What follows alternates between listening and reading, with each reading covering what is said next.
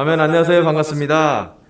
오늘은 2020년 7월 10일 우리 강서 온라인 예배 또 이렇게 오프라인 예배 함께 참석해 준 모든 분들을 진심으로 환영합니다. 우리 옆 사람에게 또 우리 가정에서는 각 가정에게 또 개인적으로 예배드린 사람에게는 하나님이 여러분을 진짜 환영한다고 따뜻한 인사를 나누면 좋겠습니다. 환영합니다, 여러분.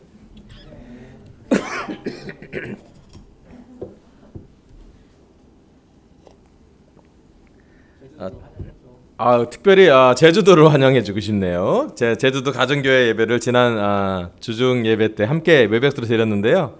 제주도에 있는 분들 너무 환영합니다. 그 다음에 캐나다에 있는 우리 기란이 부부도 환영하고요. 참 감사했던 시간이 있었습니다. 그래서 오늘은 잠깐 슬라이드 몇 가지 보여주고 시작할게요. 7월 8일 지난주 수요일날 예배는 저에겐 참 소중했던 특별한 예배였습니다. 제주도 가정 주중 예배로 예배 드렸고 참석해준 모든 강서교회 제자들에게 너무 감사의 마음 전합니다. 여기 보시면 알겠지만 김상화, 김도희, 김혜나 가정과 활동보조사로 있는 우리 연희 자매와 또 이강희 장로님 부부, 그 다음에 제 옆에 얼굴 계신 분이 이제 난실 형수님의 언니 영실, 저희한테는 큰 누님 되시는데 오시고 또 저희 부부랑 같이 해서 정말 특별한 예배를 드렸습니다. 그 예배 자체가 너무 여러분도 느끼셨겠지만 함께 이렇게 제주도에서 중심에 대해서 하는 예배는 처음이었고 또 그 가정에서 드리는 예배는 아주 특별했던 것 같습니다. 보시면 좋았지만 되게 밝았어요. 이제 제가 설교를 하면 바로 옆에서 우리 도희 형수님이 이렇게 애나를 위해서 통역도 하고 실시간으로 되게 반응하는 그런 시간도 있었습니다. 보시면 알겠지만 우리 웨백스로 근데 되게 좋아하시더라고요, 다들. 되게 쉽지 않은 시간이었는데 우리 웨백스로 인터넷으로 예배를 같이 한번 온라인 드려봤는데 제주도가 이렇게 예배 그 장소가 되면서 아주 특별한 경험을 한 것 같고 또 많은 형제자매들이 너무 좋았다고 되게 이렇게 서로 얼굴을 볼 수 있으니까 저뿐만 아니라 이게 이렇게 인터넷 중계를 예배하면 주로 저 얼굴이나 찬양하는 사람들의 얼굴밖에 못 보는데 서로들의 얼굴을 볼 수 있어서 너무 좋았다라고 얘기를 들었습니다. 제가 좀 더 이렇게 좀 설교 중에 우리 제주도에서 어떤 일이 벌어졌는지 좋은 소식이 많이 있는데 하나씩 나누도록 하겠습니다. 오늘 제 설교 주제는요, 슬기로운 제자생활 8번째로 빌립보에 생긴 두 번째 가정교회를 설교하도록 하겠습니다. 빌립보의 첫 가정교회는 루디아에 바울이 기도처로 가다가 자색 옷감 장수 루디아가를 보고 루디아와 그의 가족들이 다 세례를 받은 것이 첫 가정교회라면요, 이제 두 번째 가정교회가 세워집니다. 사도행전 16장 16절부터 19절까지 제가 한번 읽어보도록 하겠습니다. 사도행전 16장 16절입니다. 어느 날 우리가 기도하는 곳으로 가다가 귀신 들려 점을 치는 여종 한 사람을 만났는데 그는 점을 쳐서 주인들에게 큰 돈벌이를 해주는 여자였다. 이 여자가 바울과 우리를 따라오면서 큰 소리로 이 사람들은 지극히 높으신 하나님의 종들인데 여러분에게 구원의 길을 전하고 있다 하고 외쳤다. 그 여자가 여러 날을 두고 이렇게 하므로 바울이 귀찮게 여기고 돌아서서 그 귀신에게 내가 예수 그리스도의 이름으로 내게 명하니 이 여자에게서 나오라 하고 말하니 바로 그 순간에 귀신이 나왔다. 그 여자의 주인들은 자기들의 돈벌이 희망이 끊어진 것을 보고 바울과 실라를 붙잡아서 광장으로 관원들에게로 끌고 갔다. 아멘. 빌립보 지역에서 루디아 가족을 세례준 다음에 바울과 실라 또 이게 누가를 포함한 선교팀은 기도하는 곳으로 가고 있었습니다. 여기 보면 기도하는 곳으로 가다가 기도하는 훈련이 계속되어 있었고 기도하는 습관이 있었고 1세기 제자들의 가장 놀라운 모습 중에 하나는 기도의 능력을 삶 속에서 많이 경험했다는 것이에요. 어떤 상황이 있어도 그들은 기도했고 기도의 시간을 잘 지켰고 기도하는 시간에 성령님이 오셨고 기도하면서 사도행전은 정말로 하나님의 능력을 경험하게 하는 그런 삶을 살게 됩니다. 사도 바울이 기도했을 때 마케도니아 지방으로 가는 선교 현상을 보았고 또 기도의 처로 가다가 루디아의 세례 또 그 첫 번째 빌립보 교회의 가정교회가 세워진 것도 봤지만 여기는 기도하러 가는데 뭐랄까요, 이렇게 좀 격려되는 상황이 아닌 상황이 벌어집니다. 귀신 들린 여자가 자꾸 귀신 들린 여자가 맞는 얘기를 했어요. 이 사람들은 지극히 높으신 하나님의 종들인데 여러분에게 구원의 길을 전하고 있다. 사실은 맞는 얘기거든요. 그런데 그 귀신 들린 여자 계속 큰 소리로 아주 성가실 정도로 매일 여러 날을 두고 있기 때문에 바울이 귀찮아서 능력을 행합니다. 나오라고 귀신 보고. 그 여자한테는 귀신이 있는 게 걱정되는 것이 아니었어요.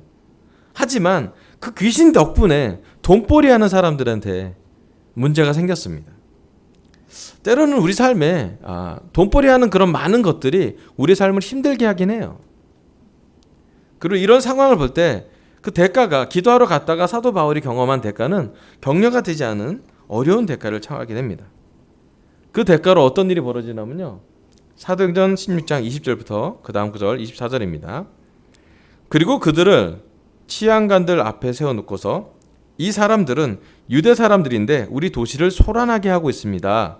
이 사람들은 로마 시민인 우리로서는 받아들일 수도 없고 실천할 수도 없는 부당한 풍속을 선전하고 있습니다. 하고 말하였다. 무리가 그들을 공격하는데 합세하였다. 그러자 치안관들은 바울과 실라의 옷을 찢어 벗기고 그들을 매로 치라고 명령하였다. 그래서 이 명령을 받은 부하들이 그들에게 매질을 많이 한 뒤에 감옥에 가두고 간수에게 그들을 단단히 지키라고 명령하였다.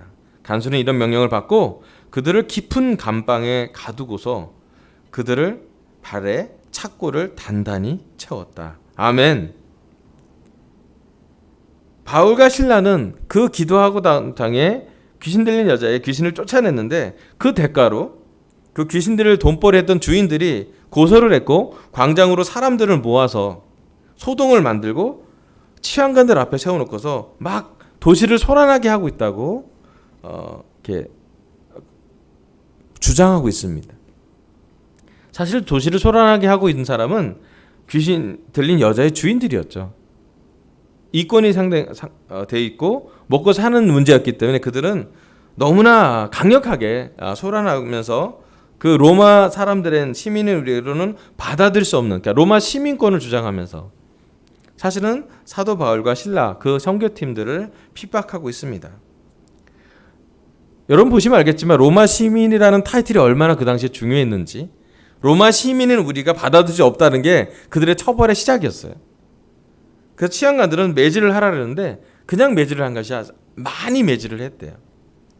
제 오늘 설교 첫 번째 포인트는요, 빌립보에 생긴 두 번째 교회의 과정의 시작은요, 과정이 첫 번째 포인트는 기도와 매질입니다.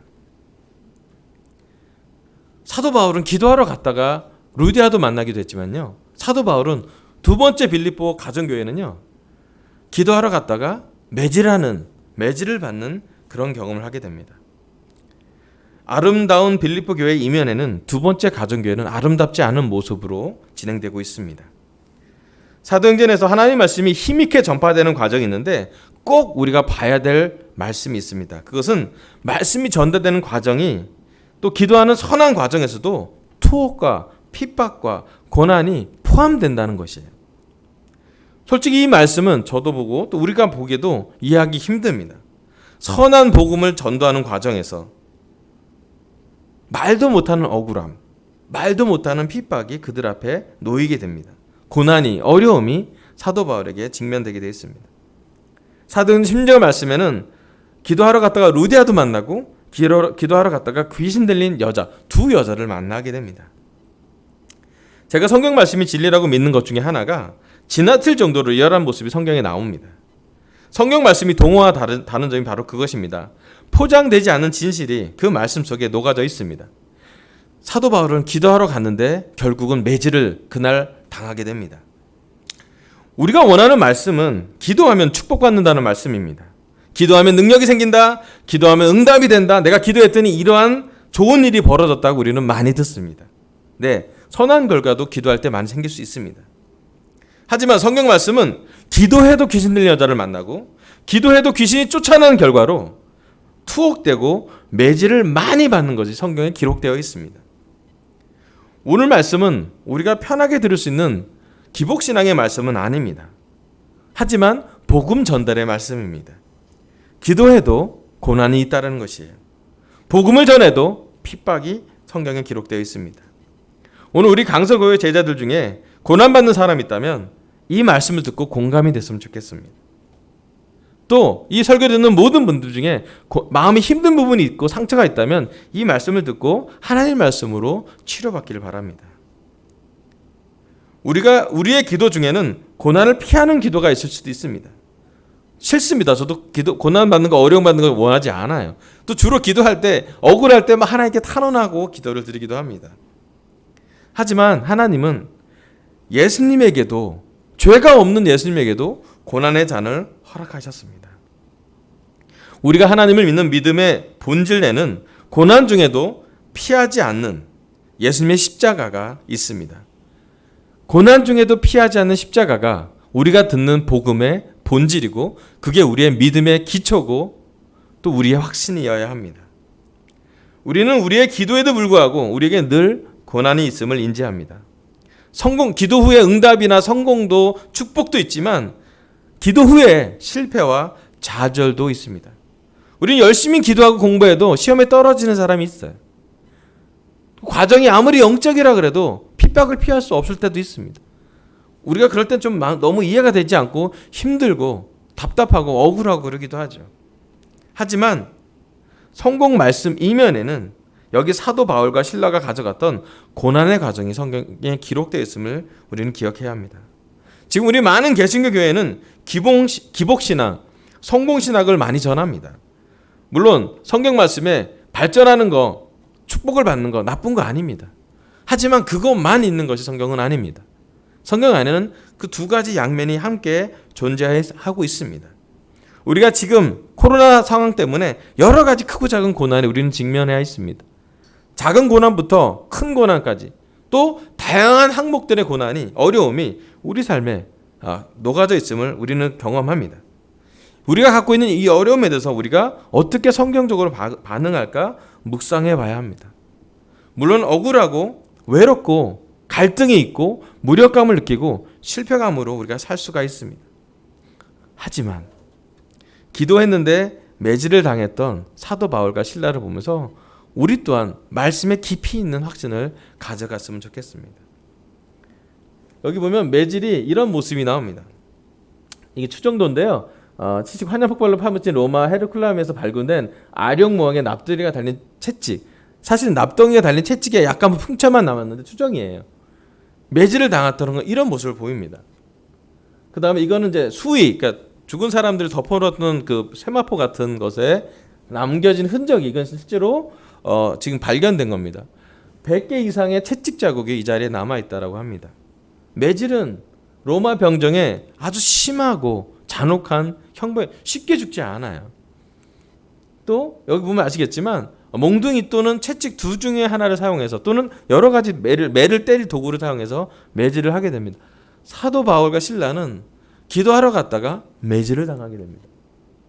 제가 이 말씀을 보면서 깊게 묵상하고 또 이번 특별히 제주도 그 선교 여행을 또 출장을 당하면서 가장 좋았던 점은 뭐냐면 고난 속에 반응하는 우리 제주도 가정 예배의 시작일을 보았던 것 같아요. 처음으로 우리 외벽수로 주님 예배를 드렸지만 저는 그때 우리 상화형과 도희영수랑 시간을 보내면서 상화형과 도희영수가 지난 23년 동안 가져갔던 외로움, 또 우리 애나를 돌보면서 한겼던 많은 고난, 갈등, 또 교회에서 뭔가를 기대했지만 교회에서 뭔가 이렇게 제공해주지 않아서 오는 그런 아픔, 여러 가지를 사실 눈물을 안 흘리고는 들을 수 없는 그런 과정이 제주도까지 가는 과정이었고, 이 그곳에서 예배를 드린다는 것은 정말로 그들 삶에는 너무 중요한, 한 가정에게 너무나 소중한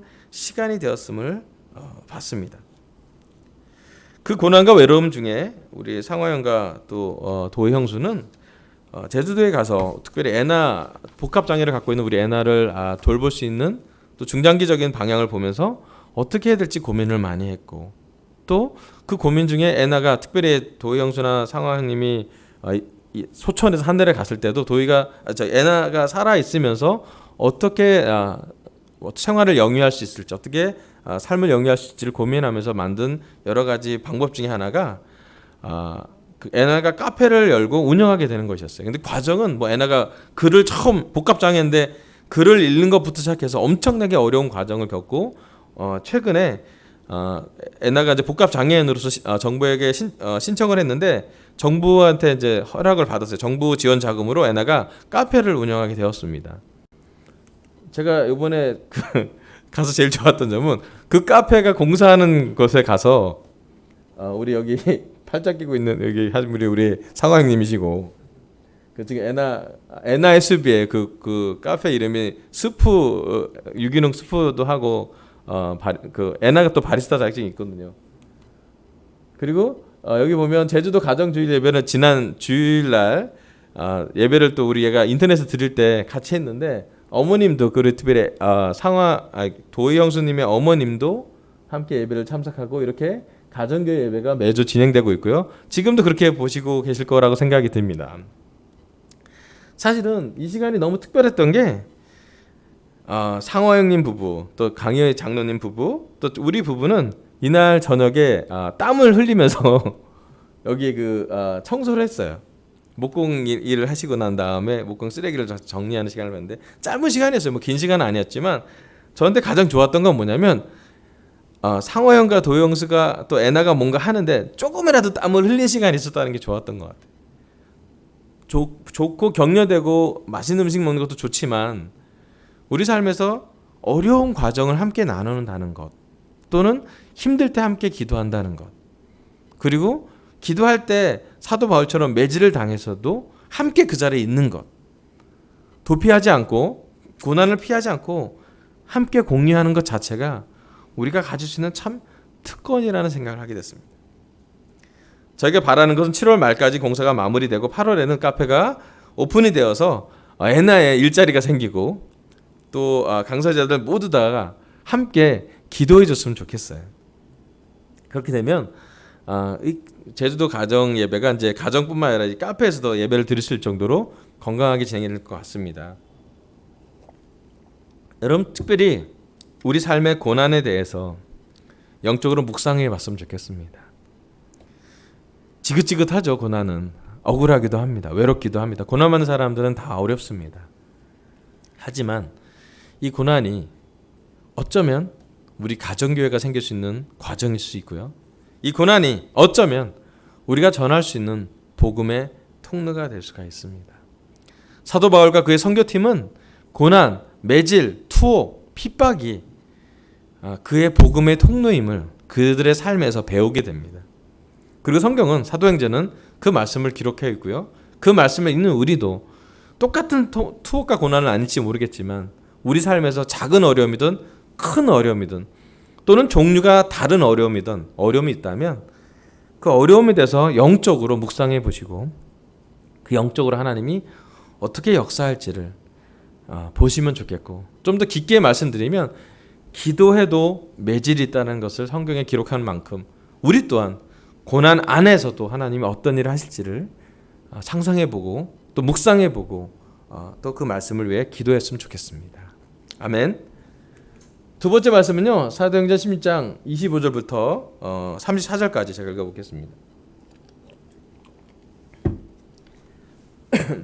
지금 목 상태가 좀 안 좋아서 웬일인지 모르겠지만 목이 좀 탁하네요. 죄송합니다. 사도행전 16장 25절입니다.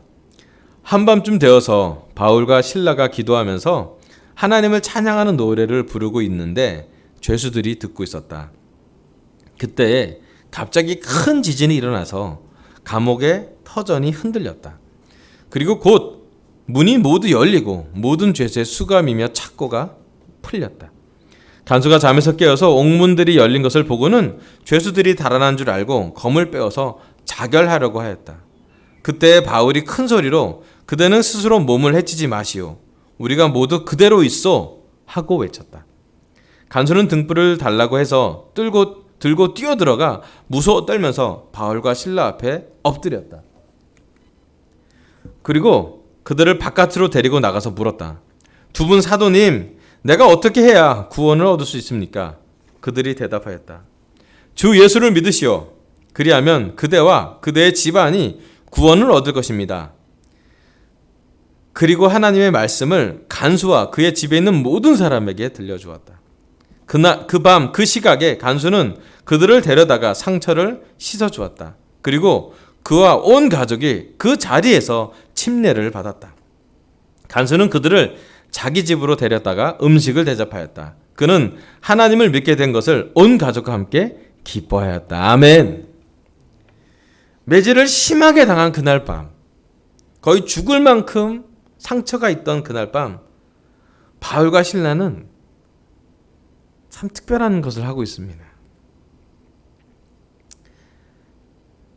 이 성경 구절이 아까 16장 중반 8절 9절부터 시작해서 간증되면 그들은 기도하러 가다가 귀신 들린 여자를 만났고 귀신을 쫓아냈고 관원들한테 붙잡아서 치안관들한테 매질을 당하라는 얘기 듣고 매질을 당하고 그날 밤의 자정이에요. 기도하러 갔다가 기도를 못했는데 그날 밤에 그들은 상처받은 상황에서 뭐 하고 있냐면 기도하고 있어요. 기도하는 것까지는 그래도 저는 공감이 됐습니다. 그래도 우리 힘들 때 기도하잖아요. 그런데 기도하면서 하나님을 찬양하는 노래를 부르고 있는, 제가 사도행전에서 가장 감동받은 구절이 한 구절을 보면 이 구절이에요. 한밤중에 매맞은 바울과 실러가 기도하면서 하나님의 찬양의 노래를 들고 찬양하는 노래를 부르고 있는데 죄수들이 듣고 있는 것이에요. 여러분, 매질을 죽도록 맞은 사람이 찬양을 하면 어떤 찬양일까요? 신음소리에 가까운 찬양 아닐까요? 여러분, 시편에 보면 70%가 탄원시입니다. 하나님, 이렇게 해주세요. 불쌍히 여겨주세요. 저희를 도와주세요라는 것이 시편에 나옵니다. 바울과 실라가 하나님을 찬양하는 것은 모르겠어요. 어떤 마음으로 찬양을 했는지. 그들은 아마도 기도하러 갔다가 기도를 못했으니 기도를 했을 것이고, 그들의 오랜 습관인, 예수님을 만나고 나서 그들이 끊임없이 가져갔던 습관인 하나님을 찬양하는 것을 기도와 세트로 진행하고 있을지도 모르겠습니다. 우리는 어려움이 올 때 기도까지는 합니다. 저도 그럽니다.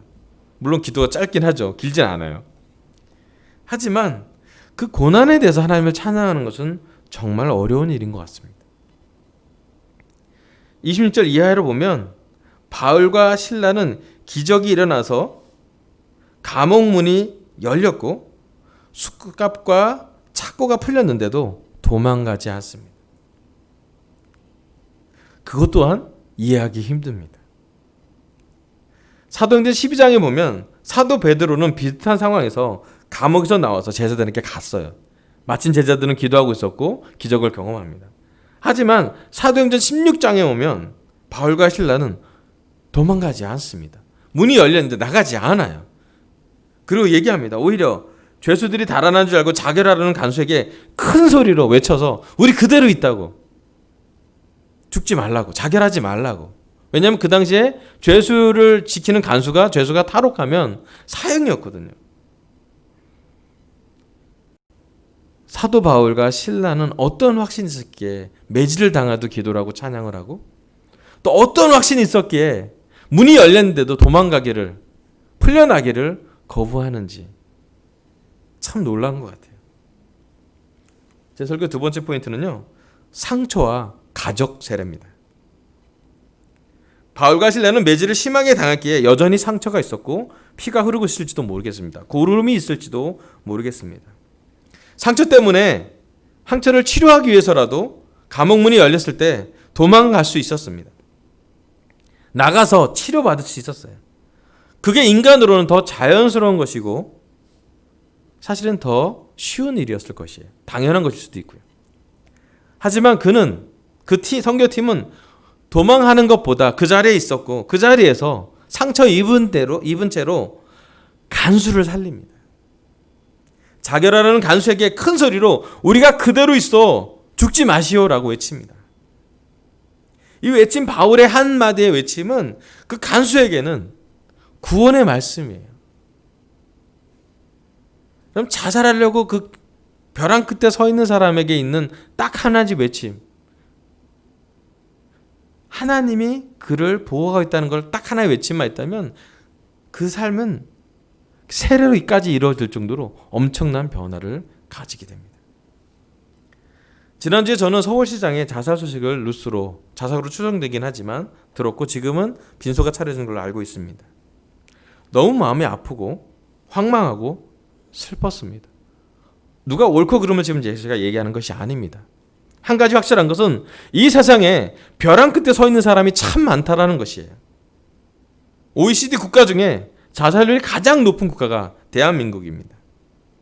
우리 주위에서 여러 상황 때문에 또는 코로나 때문이라도 자살할 정도로 힘든 사람이 증가하고 있습니다. 어쩌면 코로나 때문에 힘들어진 사람이 폭발한지도 모르겠어요. 바울이 지금 대한민국에 와서 이 강서교회에 와서 설교하면 이 큰 소리로 이렇게 외칠 것 같아요. 주 예수를 믿으시오. 그러면 그대와 그대의 집안이 구원을 얻을 수 있습니다. 이 말씀은 종교적인 말씀이 아닙니다. 이 말씀은 전체로 들어가서 어떤 사람이 피켓팅을 하고 나서 우리가 듣기 싫은 말씀으로 전하는 그런 죽어있는 말씀이 아니에요. 자결하려고 칼을 빼어들이는 사람 앞에서 자결을 살려내는 하나님의 강력한 복음의 말씀입니다. 여러분, 벼랑 끝에 서 있는 대한민국의 많은 사람들이 우리 눈에는 보이지 않지만 그들 우리에게 잘 나타나진 않지만 어딘가 간절히 외치고 있을 거예요. 하나님이 계시다면 이 고난의 끝에서 자결하지 않은 방법을 알려달라고요.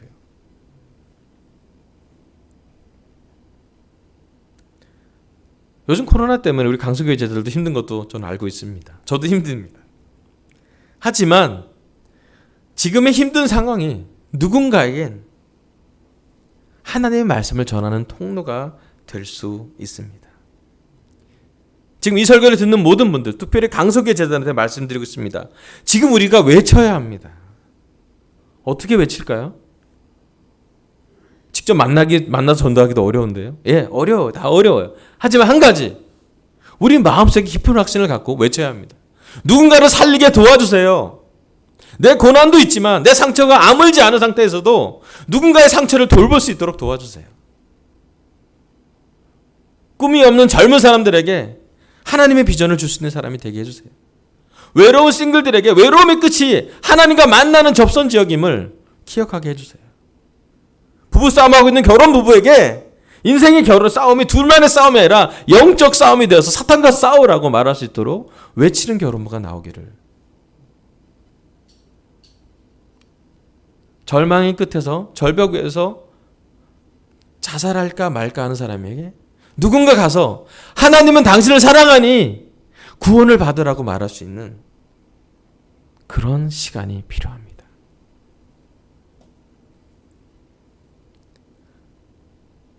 제가 이번 제주도 여행을 가면서 저는 이런 확신을 갖게 됐어요. 어떻게 될지 모르겠지만 이 고난의 통로가 상화형과 도영석에겐 제주도에 누군가를 구원하게 된 과정이 될 것 같아요. 실제로 사역 공부가 진행되고 있어요. 놀라워요. 또 새로운 공부가 생길 것 같기도 해요. 어떤 공부인지 모르겠지만 누군가에겐 복음이 전화될 거예요. 우리가 좋은 모습, 발전한 모습, 성장한 모습, 거룩한 모습도 좋은데요. 성경 말씀을 기억하고 있습니다. 매질을 당하고 상처를 받았는데 상처가 낫지 않은 상태에서도 누군가를 도울 수 있다고요. 매질을 당하고 죽도록 맞고도 살아있는 사도 바울과 실라는 자기 스스로 죽으려고 하는 간수를 살리고 그의 가족을 살리고 또 구원을 받게 도와줍니다. 그래서 빌립보에 생긴 두 번째 가정교회예요. 여러분, 이제 빌립보 교회가 가정교회 두 개가 세워서 교회가 되어갑니다. 하나는 자색 옷감 장소에 많은 선교 자금을 지원할 수 있는 놀라운 루디아 가정의 세례를 받았고요. 또 하나는 정말 죽을다가 살아난, 정말 비교도 되지 않을 정도의 간수 가정이 세례를 받습니다. 그 당시에 로마에서는 상상도 할 수 없는 그 두 가정이 연결됩니다. 간수 가정과 루디아 가정이 형제 자매가 됩니다. 놀랍지 않습니까? 여러분, 우리 믿음에 우리 특별히 올드 제자들한테 다 얘기했어요. 우리 믿음에 크고 작은 상처들이 있어요. 우리 감정에 크고 작은 상처들이 있습니다. 하지만 우리의 믿음의 상처가 아물지 않더라도 우리는 외쳤으면 좋겠습니다. 우리 주위에 누군가에게 예수님을 믿으라고, 예수님을 믿는다면 당신과 당신의 가족이 구원받는다는 것을 외치게 도와주세요. 이번 하반기에 우리 강석교회 기도 리스트를 모으고 있습니다. 제가 부탁드리고 있습니다. 우리 기도 중에 부탁드리고 싶은 건 누군가 한 사람이, 우리 각자 강석교회 제자 한 사람 한 사람에게 누군가 한 사람을 살리게, 구원할 수 있게 저희를 써주세요 하는 기도가 녹아졌길 바랍니다. 강석교회 각 가정들, 결혼부 가정들마다 내가 다른 한 가정을 돕게 도와주세요. 강석교회 캠퍼스에게 내가 20대 청년들에게 누군가 한 사람에게 복음을 담대히 전할 수 있도록 저를 써주세요. 우리 싱글들이 내가 어떤 싱글에게 복음을 전할 수 있도록, 벼랑 끝에 서 있는 싱글들에게 손을 내밀 수 있도록 기회를 갖게 기도해 주시길 바랍니다. 아물지 않은 상처에도 불구하고 우리 주위에 간수와 비슷한 사람을 찾도록 기도했으면 좋겠어요. 분명히 모르겠어요. 우리가 좋은 상황, 착한 상황, 피상적인 상황으로 보이진 않겠지만 깊게 보다 보면, 깊은 확신을 갖다 보면, 깊은 믿음의 싸움을 하다 보면 제가 분명히 믿는 것은 우리 주위에 우리의 상처가 완결되지 않을지라도 하나님은 여기 바울과 실라처럼 간수에게 복음을 전하는 통로가 되었듯이 우리에게도 영적인 간수를 보내줄 거라고 저는 믿습니다. 능력은 하나님이 주시는 거지만 고난을 참고, 고난 중에서도 기도하고, 고난 중에서도 찬양했던, 다른 죄수가 다 듣고 있었던, 그래서 간수가 세례를 받았던 이 두 번째 가정교회, 빌립보 가정교회를 보면서 우리 강석교회 지도들, 또 이 설교를 듣는 모든 사람들이 상처에도 불구하고 하나님의 일이, 하나님의 복음이, 구원할 사람이 구원될 수 있다는 걸 믿으시기를 부탁드리고 있습니다. 오늘 하나님은 슬기로운 제자생활 8번째로 빌립보 두 번째 가정교회에 대해서 말씀을 전하겠습니다. 빌립보 두 번째 가정교회, 기도와 매질로 시작했습니다. 우리의 삶의 고난에 대해서 영적 관점으로 묵상해 봤으면 좋겠습니다. 우리의 고난이, 어려움이 복음의 통로가 될 수 있을 것입니다. 두 번째, 상처와 가족 세례입니다. 아물지 않은 상처에도 불구하고 우리 주위에 간수와 비슷한 사람을 찾을 수 있도록 우리 함께 기도했으면 좋겠고 설교를 마치겠습니다. 감사합니다.